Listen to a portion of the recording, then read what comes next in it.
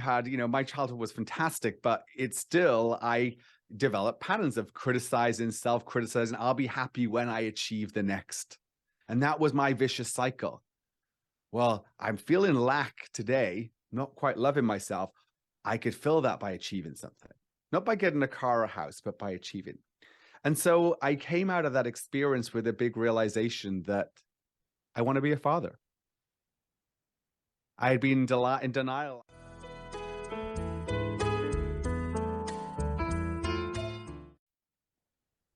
My buddy Huw is on here, and what's super meaningful about this conversation is that we're doing a two-part series. When I met him, he was telling me that he was a couple months away from having his first child, and I was like, "Wow, that's super great." And then Huw said, "Hey, why don't we do a before and after? Knowing what your brand's about, knowing what the show is about, why don't we do a before and after session?" And I said, "This is going to be really great." So please welcome Huw for part one. And as always, we open with a meaningful quote to him. And this is from Pablo Picasso. And the meaning of life is to find your gift. The purpose of life is to give it away. So, Huw, what does that mean to you? I mean, it really means two things. And firstly, thank you so much for coming on. I'm so thrilled to be here. This is going to be such a fun conversation and a fun two-part series. I'm pumped. When I heard that quote, there's two parts to that which really were impactful. This idea, I've gone through life for so long, like, what is the meaning? And I think that's a big question that so many people have. What is the meaning of life? And I even remember hearing Deepak Chopra speak at one point, and this is common in spiritual text, this idea that we all have a gift, a dharma, a purpose or something.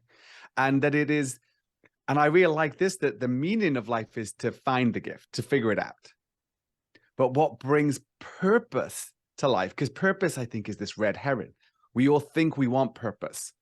We have this idea, this allure of purpose, which is this beyond the horizon, or it's just out of reach. And it's impossible. I want purpose doesn't help you find purpose. So this idea that like, oh, I focus on finding the meaning, which is my gift, and my purpose comes from giving it away, because we are on this planet to give, to serve, not to get. And so that's why that quote just sort of just brought it all together in a much more actionable way than an ephemeral, find your purpose, start with your why, or whatever it is. It was like, oh, cool, I get it. Yeah, find it and then exploit it. That's Yes. awesome. So let's bring this into the relationship now with your the mom of your child, right? Your Hmm. spouse. Um let's bring that context forward. Let's bring that quote and the meaning of this quote into that relationship and what's happening right now with your life. Yes. So we are having a baby. Um, I'm excited. I have no idea what's ahead. Um, and I know there's going to be lots of sleepless nights. I've also run a lot of all day, multi-day ultra marathons without sleep. I'm not saying that's good prep or bad prep, but I'm sure it's going to be like nothing like sleep deprivation of a newborn, but bring it on. And so to tie back to the quote, one of the things that I realized my gift is helping other people live a meaningful life. And one of the ways I give it is by inspiring possibilities, inspiring infinite possibilities. Um, it's about helping people realize that what they appreciates in value. Mm, And it's about helping people take that and actually make forward progress. So I realized that I don't just like to inspire people. I want to inspire people such that they take an action. So when I then looked at, me coming in as a father, I'm just so excited. It's like, I have no idea what this new being is going to like, going to want to explore, going to want to learn about. They might be into butterflies. They might be into dinosaurs. They might be into science. They might be into like writing or creativity. I have no idea. And so I'm just excited to like go down that rabbit hole with them and then learn what they want to and see it through their eyes, because I love learning new things. I love being a beginner. Like I like starting it and learning a new sport and then going totally into it, or learning a new right now. I was not a marketer. I'm a finance guy. I'm an investment guy. And now I would say like 80% of my day is sales and marketing, right? And it's an in service of the customer. And so, and the client. And so it's like, and I'm loving it. I'm loving that journey. So I'm really excited about, I wonder what this is going to take with this, we're having a boy. And so I have no idea what he's going to like, but I'm excited to explore it with him. That's awesome. Let's put some context around the timeline for you. How soon? How soon till baby boy's born? So we are 5 weeks away now. 5 weeks. That is, I mean, are you excited? I am so excited. I'm pumped. I'm so pumped. It's been such a big driver this past 6 months as I'm actually building a new business and to try to make progress quickly, but also set it up with a view that that we're having a baby. So this new business doesn't involve me flying around the country, right? It involves me having select moments over Zoom where I have a quiet place here to come, but this should be maybe 2 or 3, non-movable Zooms a week. When did you make that choice? When did you make the choice to say, I don't want I don't want to say jet setter lifestyle, but it's the only word that's coming to mind for me right now. I don't want the travel lifestyle, the speaker lifestyle. I want to focus on this next chapter of my life, this family man, father. What happened before that? And can you describe when you made that choice to, I mean, opening a brand new business while you're having a new boy, right? That's lots of life change at once, but it's significant. Can you talk about that? Yeah, absolutely. The story starts in some ways almost a decade ago. And I had a very formative experience where I had the privilege to work at one of the largest hedge funds in the world with a very kooky culture of radical truth and radical transparency, which transpires into being criticized a lot. Nothing personal, just because it's true. We're trying to figure out your strengths and weaknesses, trying to get better every day. But it was really tough because it was basically getting criticized all the time. And what that place was known for its frameworks, mental models. So things got really bad there, and it led to me wanting to quit, or even saying I'm quitting. And that place came to me. My boss literally said, "What's your framework for quitting? What's your mental model?" Right? Like, not just like, "Hey, I'm out. Here's my 2 weeks. See you later." Right? And so the amazing thing is like, this was the greatest gift I think I've almost been given by somewhere. And that place was because it forced me to come up with, well, what do I value? I value truth and excellence. This is confusing. Oh, I value other things more. And this idea that it's like, it's not what you value, because values in a vacuum are not valuable. It's like, what's the hierarchy of the values? Do I value, and particularly when you're down to like 3 or 4, like number 4 gets sacrificed. So that's the thing. And what I realized, for me, I value truth and excellence, but I value autonomy more, which will be very interesting when a baby arrives. I also value family, but not just family, being emotionally, spiritually, psychologically present and physically present, but actually being present, like to be alive in those moments. So it's not about the time per se that if I'm at home, but if I'm at home, but I'm broken from work, I'm exhausted, I have nothing left to give, like that doesn't work for me. And that's what was my experience at that place. And I need to be driven by connection to a meaningful outcome in the work I'm doing, the connection to a customer, and that ties into my gift, as it turns out. How would let's suppose you're a new father. Just super quick. Let's suppose you're a new father. There's always going to be a life change, something significant that's occurring to you. Yeah. It's going to impact every aspect of your life, your friend group, your peer group, your work group, your home group, everything. How would a father build or construct a model around what I really liked you said was this hierarchy of values? Mm-hmm. How do they figure that out? Oh, how do they figure out the hierarchy? Yeah. Well, so this is a great question, actually.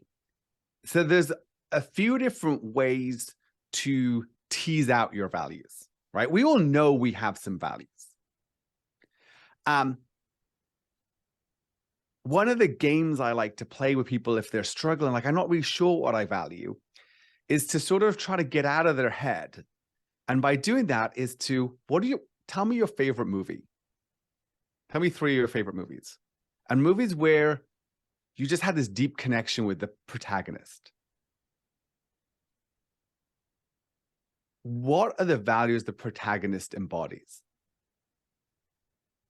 I'll give an example for me. One of my favorite movies is Gladiator. Maximus. And he embodies courage, doing the right thing.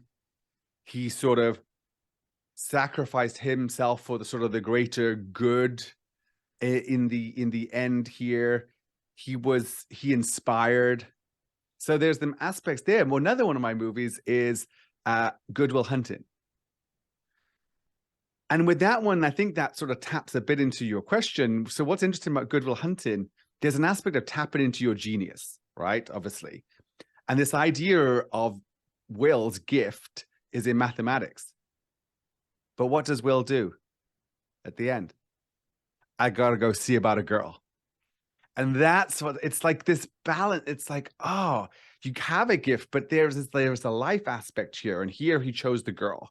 You know, he'll come back to it maybe later, but chose the girl. Is it something like we're in the world, we're having trouble doing the introspection for those of us that have that challenge, and you're saying that find something that you love, find something that you identify with, and break down what it is about your heroes, what it is about your humanities studies, your favorite author, your favorite characters in books, what it is about them that you see an affinity for, that you see an affinity with.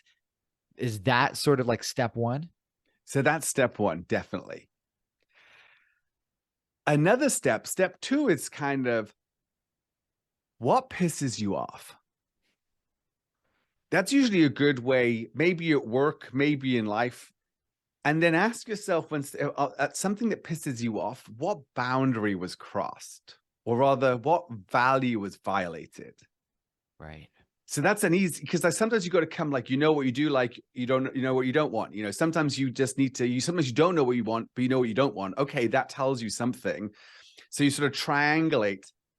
And then you asked a question, there's a couple of things there to sort of say, you've got to sort of test things against each other. And this works really well with stickies, right? Or something, because you sort of need to take 2 values where if there's a hard choice, where do I land? Which one wins? That goes up. Then to other ones. So you got to do this. So you kind of you end up sort of like a librarian try to order books, right? You know, there's a method. There's like almost like a process to go through to order books alphabetically, where you keep moving 2 books at a time, right? It can take a while, but you will eventually order, A to Z. We as humans, if we look at a bookcase, we'll actually instinctively do this. But if you're teaching a computer, what they do is like you take 2 and like, okay, those order, and then it's a repetitive process until, it's all ordered. So you can do that with your values. I love And then this. you have to ask yourself some questions then. Like, I think the really interesting one then is, I push people to pick 3. Your 3 non-negotiables. And then the biggest test of all, 3 versus 4. Like your 3rd versus your 4th value. Like 4th has got to get sacrificed. So hold on. When it comes to it, right? If they conflict, sometimes they may all align, but you have to be willing to be truly true to what really values. Otherwise, you try to be something to everyone. How do you extract that idea of knowing what you value by knowing what you're willing to sacrifice? How do you extrapolate that to other areas of your life? And specifically, just a tiny more context, in fatherhood, there are plenty of times where we're going to put something on the chopping block. Yes. So how do you know? So I think this segues kind of nicely into this, more the idea of the gifts where we started at the beginning. We all have a unique gift, but we all have gifts.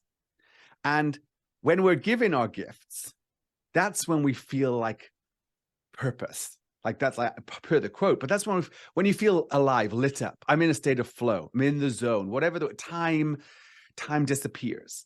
Those are kind of moments I would argue even more when you're really given your uniqueness, given your gift.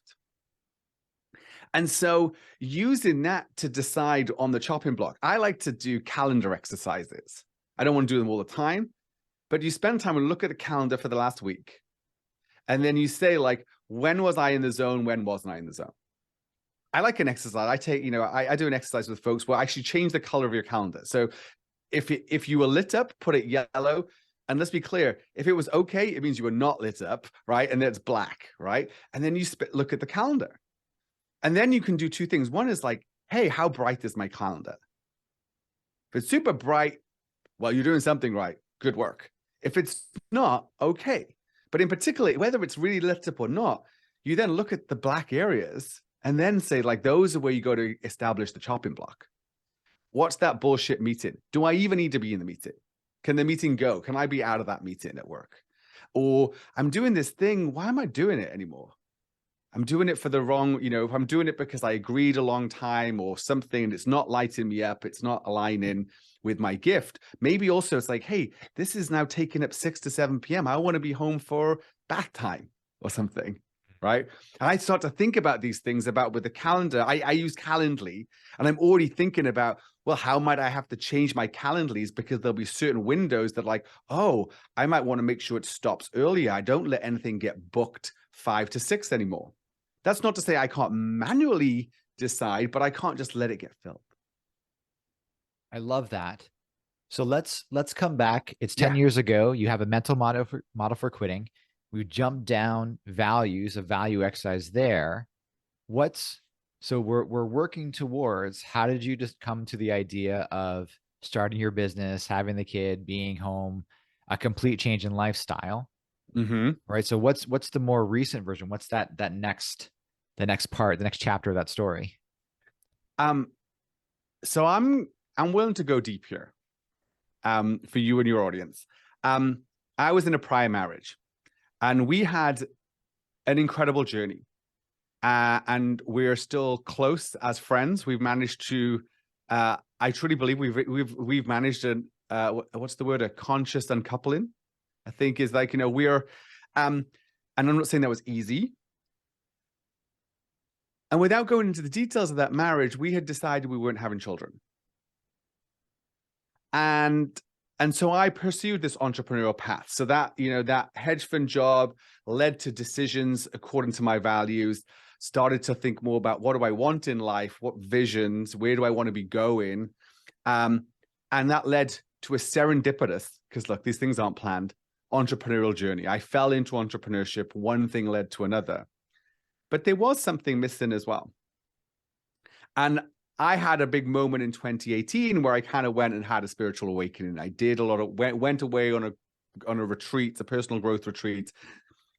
And when I dug back into, patterns of behavior from childhood, and I had amazing parents, and I had, my childhood was fantastic, but it's still, I developed patterns of criticizing, self-criticizing. I'll be happy when I achieve the next. And that was my vicious cycle. Well, I'm feeling lack today, not quite loving myself.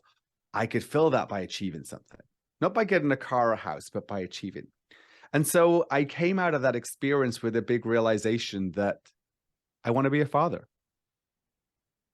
I had been in denial. I was 38 years old and had assumed that I would never have children. And this all came out with, from my experiences as a kid, always asking questions to my parents, never being told no, always answering the question. What happens when you answer a question from a kid? You get 2 more questions, right? And I was like, my poor mother, I mean, she never said it just is. But why is that, Mum? Well, because of this. And so this really brought out in me that this is something I really want. And this has been this next phase of this journey. And this led to, us parting in that relationship. And every relationship ends either with one person dying or with a separation in a relationship. When I heard that one day, I was like, oh, nothing in a relationship is actually eternal. The only eternal relationship is with ourselves. And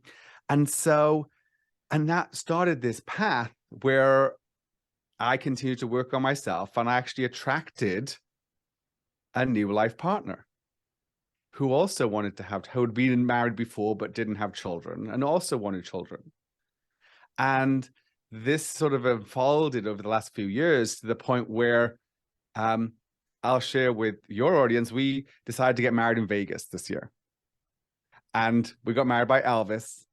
Congrats. And we were very blessed, and I'm very grateful for the positions we're in and how everything's unfolded. And she started having morning sickness on honeymoon. And we found out we were pregnant on our honeymoon. And so it has been this part of this journey of realizing that this is something that we both wanted to attract into our world. And all that learnings about values and then about purpose was sort of, I want to set up this life. I remember back at that hedge fund, people were having babies. And I was like, I couldn't possibly have a kid. How could you even stay up all night and then come to work at this place, sleepless, and a kid? And I was sort of pushing it away back then. And instead now I was like sort of inviting it in. I'm just ready to embrace it. But then I was blessed to see then, well, how do I want to create this next phase of life? Because I think I'm in a unique position. I'd shut down a business last year and successfully exited one. So I started this year ready to start, I have to figure out a new business or something new. And it tied in nicely with this fatherhood that's coming to be, wait a second, if I go and raise a fund and raise money to invest in certain businesses, whatever, what am I going to do? I'm going to have to travel around the country to raise money. If I'm trying to find businesses to invest in, there's a good chance that I'm traveling around the country, meeting companies, going to conferences, trying to meet the entrepreneurs or business owners or CEO. I started to think this through the lens, and the forthcoming baby really made that value so much more powerful. It made it very clear. What is my life going to look like? And then the final thing as well, as I started to see, hey, this new business, my gift is helping people live a meaningful life. I do it by inspiring infinite possibilities. I could be a speaker. I could go and share this gift and try to inspire, but I'm having a baby. I'm not doing any public speaking in person. I'm not doing 40 weeks a year on the road. So it's this framework has sort of, and fatherhood has sharpened it and made it more crystal. It's made making decisions easier. There is, I think, so much value that the Feel Good Father can get from everything that you said, from having that moment of introspection. I have a tremendous amount of curiosity for whether the fatherhood and desire to be a father was is a nascent? Was it a value that always existed but was just being ignored? And whether there was any turmoil in you, or whether it was something that became that you adopted new from your retreat, from your spiritual retreat. It was something where like, oh, I made the decision in the past and I was completely fine with it. But then redid my values, went to the retreat, and now I made this new decision. Which one do you think it was? I think it was the former. I think it was there. But whether that had been buried under the rest of my shit, so to speak. And so I think I had been pushing it away. And I had been over-intellectualizing it. I'd been approaching the decision trying to very logically, rationally. That example there, how could I possibly, I have to do this at work and be criticized and give all this. I can't have a baby. Like, how could I have a baby if I can't sleep? This is hard enough with 8 hours of good sleep. So I did a lot of rationalizing, justifying, using my intellect based on the situations and circumstances. And I think what that retreat did was brought out a more fundamental yearning of what that experience would be, of the experience I had with my parents and my sister. This experience of, wow, this would be a new journey. All right, this is not about making someone into a model of me having the things that I wish I'd done have a, a mini me do. It's like, no, this is a new, what an opportunity here to sort of go and explore and give to someone else. I love it. For the new Feel Good Fathers, and by that I mean those of you that are either with child or brand new, let's talk a little bit about Huw, about sort of what was your preparation like? What did you do to prepare for the baby? Have you taken any classes? Are you looking at hiring people? Like, what's this model look like? So it's really funny. I am the definitive overeducated high achiever. And what I've learned in recent years, and it's been a journey, but 2018 was pretty pivotal there, is that I have the answers within, that I can trust an inner knowing. I'm a spiritual person. I believe in, in guidance from the universe. I believe in intuition. And so this has been fascinating because compared to other things in life where maybe my solution would be to, let's read everything I can, let's go research, to the nth degree, I've kind of approached this in a bit more open and curious, but also accepting, and let's call it what it is, willfully ignorant approach, because I know I can go the other way. And I have purposely gone to friends and people and asked them to share a notable experience, but I haven't asked for their advice. I'm in a group called the Entrepreneurs Organization, and part of that is we don't give advice because as entrepreneurs, we don't actually like being told what to do. But when I hear 5 other people in my entrepreneur group, there are 6 other fathers. And I'm the only one who's not a father yet. It's very exciting for them. Some of their kids are going to college, and I'm about to have a newborn. It's very funny because they know how my life is going to change in a way that I don't yet. And I've had them share an experience. And then I can take and learn from that. And I've heard someone say, well, I read every book and I drove myself insane. It's like, oh, interesting. Or others like, hey, I read this book. This was really meaningful. I ordered that book. They recommended like what to expect when you're expecting. Okay. I ordered the book that night, came the next day. I read 3 pages. No, this is not for us. Too much detail, too much thinking about all the things that could go wrong and could go. And it was like, we're going to deal with whatever happens when it happens. And that's been a lot of my approach. And then I would say you asked about, we have some classes coming up.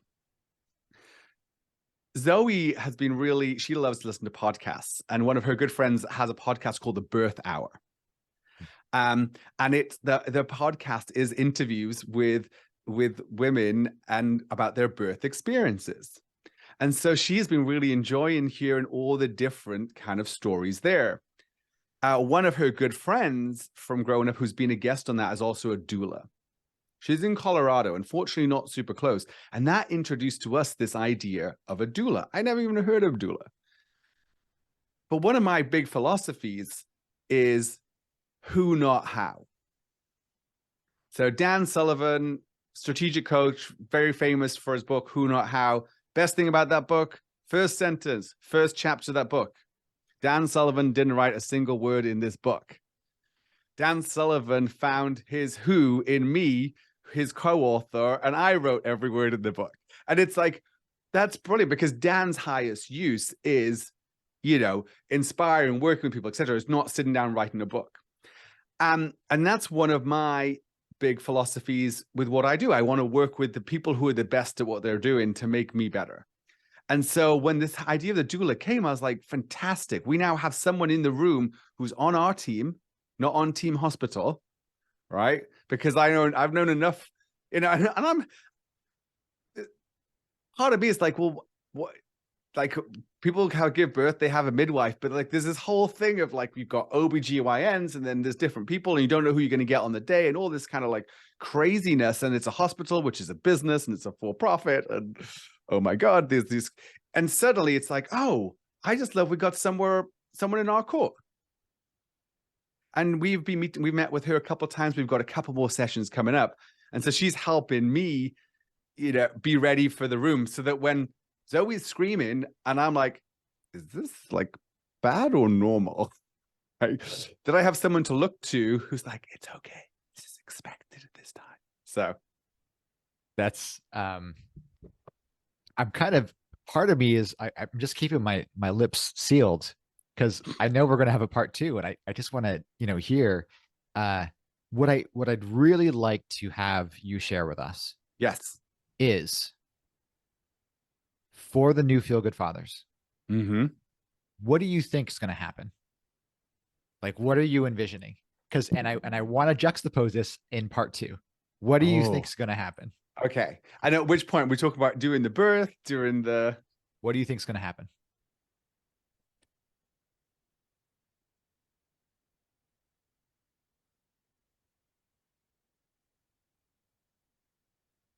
I think we're going to be surprised with the timing. And so I don't know if that means 1 or 2 weeks early or 1 or 2 weeks late. Right. I think, I think we're going to be sort of surprised. Um,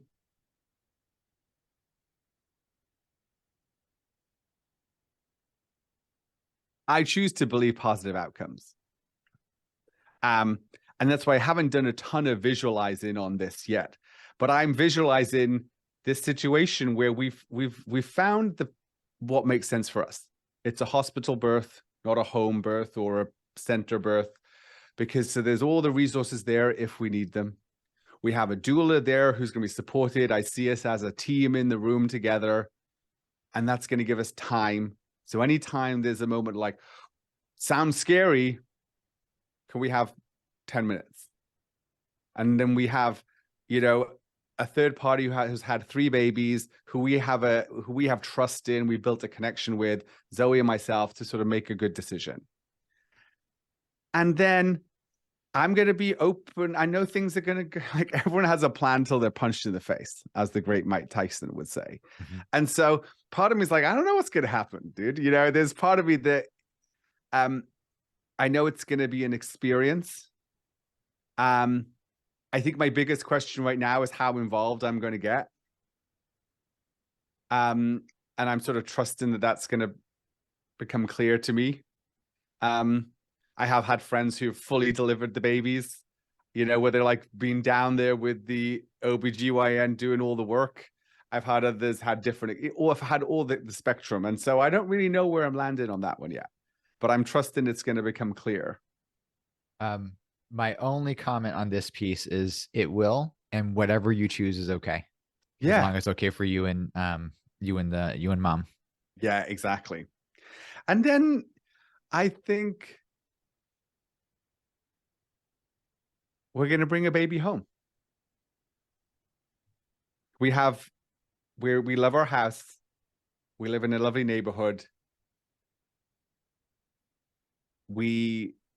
I live in San Antonio, Texas.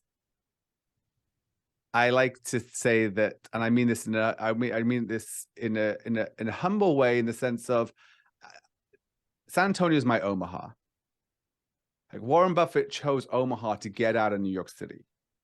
Like, he's, not to say, I think Warren has lots of great houses around the world and probably travels in a private jet to most of them, even though it's a private jet that he owns in NetJets, but still, it's as a company. But it's like, but he's lived in the same house in Omaha for however many, 50, 60 years.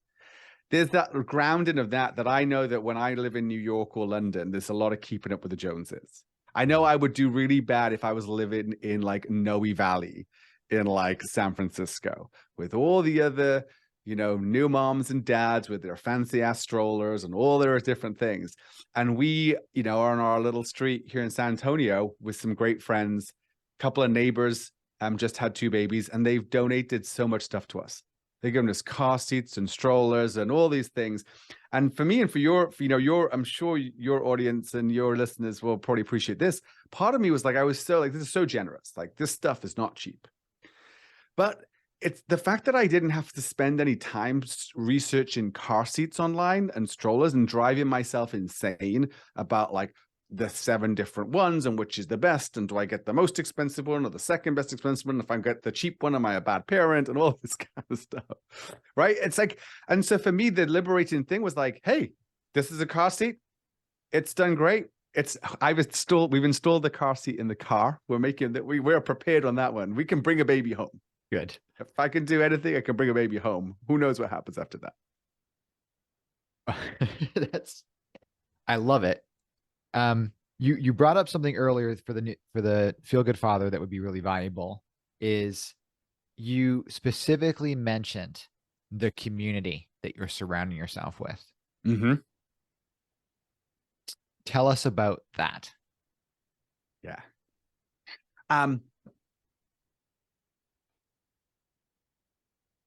We moved to this little neighborhood in the summer of COVID. And when we showed up and looked at the house, a neighbor was there and they said, are you going to be our new neighbors? And they're all similar aged sort of couples. And since we moved in there, one of our neighbors has had 2 babies, the one that kindly, and so they're just around the corner. So we have some support there. We have other neighbors who don't have kids yet, who are all sort of our age, and where it's like, we're not living, no one's going partying on the weekends here. Like so we have 7 houses in a row, we've all put up Christmas lights. It's so magical right now. We happen to have the ones that are like bright LED. Zoe likes to call it the raver house. Everyone else has really tasteful white lights, but we've gone like full color, bright LED. So we have this little community there. We're very fortunate as well that Zoe's stepsister also lives in San Antonio and lives about half a mile from us. And her mom and stepdad are just finishing renovating a house 10-minute drive south of us. They live in Houston, but they bought a house here and they're in the final. Apparently they said, her mom was telling us this morning that they're going to be able to move in before Christmas. So we are building, not to rely on, but we're sort of building that part of the support network. I have a little office that's 10 minutes from home, and I office with 6 other entrepreneurs. And none of us work directly together. There's some of us invested in each other's businesses. So these are part of my community as well. When I come in here, I get to see other people and get a little dose. And this is my little oasis that if I have to come somewhere for 2-3 fixed meetings a week, like a group coaching call with my clients, like I hosted a podcast episode, I have a space to come. And then an hour later, I can leave and I'm home in 10 minutes. And then I suppose the other thing that we're being blessed with in the form of community, our Zoe works. Zoe's a criminal defense lawyer. She, has a practice. She's going off on maternity leave, but her clients they're out on bond. That's good. But these are clients who then have trials, who have like their life still at stake. So, she wants to go back to work. She wants to take the right time off, but wants to go back. And so I'm a big believer in trust in the universe and letting the universe conspire. And our neighbors with the 2 kids under 2 years old, they're like, well, there's this amazing daycare, child development center, 5-minute walk from where we are. It's part of associated with St. Paul's Lutheran. It's part of United Way. It's got these crazy accreditations. It's a hidden gem. It's not, stuffy. And so we went and visited it and we just loved it. We loved how their approach. They take babies really young, but they can certainly take from as little as 6 weeks, which sounds so small to me, but certainly the 3 months to 3 years.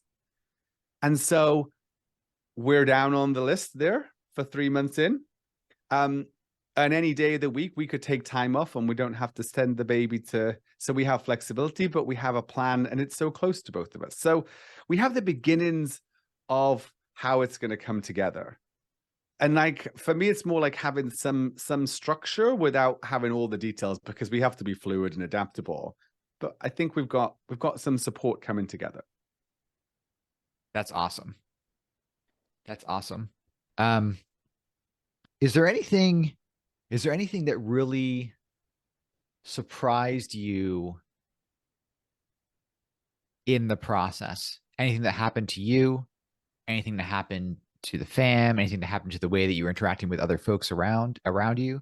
Anything that could equip a new Feel Good father for what could be around the corner? I've heard that the big transition is about to come, but there were, in that moment at the hospital, that's what I've heard, and that makes intuitive sense to me. There was definitely a sense, I suddenly started to connect more with other men.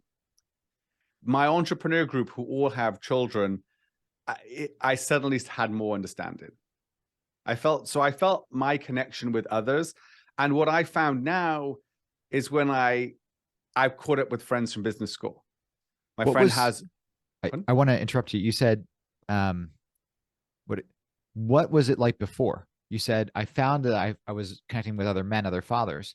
What was what was normal for you, and what's the new normal? I think it's the level of connection I feel when talking about their children. In the past, they're like, oh, Johnny is playing soccer. Okay. It's like watching a movie. It was like you seeing, a story in a movie. Whereas now I've sort of been like, reconnecting with someone, they have two daughters. And instinctively, my question is, what are they into?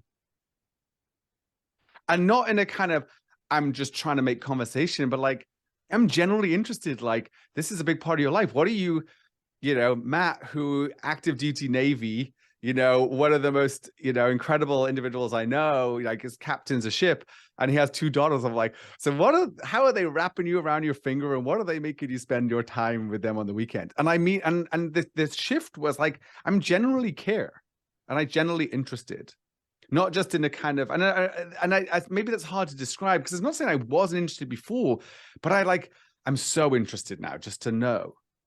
It feels like if we were to associate a previous thing that you had mentioned, which was you went from a purely intellectual experience to a more spiritual, grounded, emotional one. Grounded is probably the incorrect word there, but an Mm-hmm. emotional and spiritual one. Mm-hmm. That the connection now became away from or walked away from just a purely intellectual pursuit, watching a movie, as you just Yes. said, to you can imagine and you're about to experience something that's shared. You have a shared experience. And so Mm-hmm. you A have shared experience. that emotional connection. You have that emotional understanding that, hey, this is around the corner for me. I want to see and know what this is like. Exactly. I've heard them talk. My entrepreneur group, I had met them quite a few years ago, and at a time when I wasn't expecting to have children, or that was the story I was telling myself or rationalizing, with my intellect. And so when I heard them talk about their kids and coaching sports, it sort of didn't resonate. But now it's like, I wonder if I'll coach sport. And then I'm like, I know nothing about like basketball or football or baseball or t-ball or any of these things. But it's like, I guess I'll figure it out if that's the right thing, right? And so it's done this. It is, there is more empathy. There's more understanding. It's providing another way for us to relate, and maybe instead of always relating on a more an entrepreneurial level, on a business level, on an intellectual or interest level, there was a new thing to really connect on. I love this. I think that the Feel Good Father listening to it is going to love it as well. I think this entire concept of there are new avenues of meaningful connection out there for you. I think a lot about that transition that the fathers that are isolated go through, where they're Mm, leaving the focus on work, maybe the focus on if they're young and in hookup culture, the focus on mm, the dating scene, focus on figuring out, focus on whatever it happens to be, to oh, there's this new avenue of connection. There's yes. this new opportunity to experience something that is, I would almost say anathema. I would almost say Mm, anathema to the previous life, where it goes from, and part of this is kind of backed up a little bit by psychology, that we transition from a singular pursuit, a narcissistic existence, a more desire to create and grow and drive, right? That mm-hmm, young entrepreneurial man energy, woman energy, to mm-hmm. let's connect, let's share, let's grow, let's contribute, that contribution idea. I think um the way that you've described it, I think that's wonderful. It's beautifully succinct. Thank you. Um, if folks want to get a hold of you, if folks want to uh, what did you say earlier? If folks want to send you stories about what Yes. to expect and not send advice, Yes. how Share could experiences. share experiences? How could they connect with you? So the easiest place that they can find to connect with me, they can go to my website, which is h3.xyz. Nice and easy to remember there. That has information about how I'm, being of service. But at the bottom of the page there's links to my socials. I am most active on LinkedIn. You can try to search me there, Huw Edwards. It's Huw. But if you go to h3.xyz, you'll find the link at the bottom of the page. And so that's probably the easiest place where I'm most active. You can send me a message, connect, share something that's interesting to you with this, with your fatherhood journey. I'm all for hearing these experience shares. And it's going to be interesting to me to see how I bring some of this out in how I share. Because one of the things I do is I run ultra marathons. I run 100-mile ultra marathons. I don't have any new ones planned. Let's be clear. I did one this past summer, and I think there was a reason. It's like let's get one more out of the way because I have a new ultra marathon coming up called Fatherhood. And in that, I noticed lessons. Things would go wrong in an ultra marathon, or things what I do to overcome. And I like to to share those in the context of my work, finding your purpose, building a meaningful life. So I'm really curious about how fatherhood's going to play in here. How maybe some of the stories or the things that come out. I'm sure you had experiences like this as well. I'll do a group training session, and someone will answer a great question. I'll be like, I'm inspired to share that with my audience publicly on LinkedIn. So I'm really interested if it's going to be, I'm not going to be a boring father and show you baby pictures, whatever, but it's like, this thing just happened. It was the first thing that happened to me as a new father.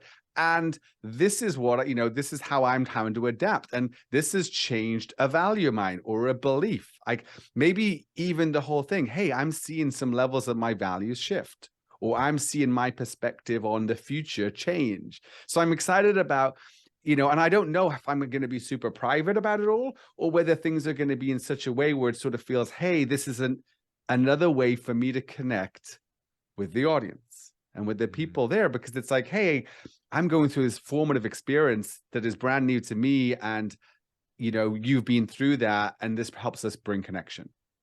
Love it. Thanks for coming on, Huw. We'll see you for part 2. I'm excited. Thank you so much. Bye. Thank you. Hey, Feel Good Fathers, hit that like button to let YouTube know that you liked this video. Comment below with your thoughts and reactions to this interview. I really want to hear what you have to say. As a personal brand strategist, I hear all the time about coaches, trainers, speakers, and authors doing the right thing, but at the wrong time. We specialize in helping brand builders have more impact, more credibility and clarity, and developing an overall brand strategy. When you work with Brand Builders Group, we'll help you do the right thing at the right time. Request a free brand call below. There's a link in the description. And don't forget to subscribe. You'll get updates when the new episodes are launched, and it really helps out the community and the channel. We'll see you next time.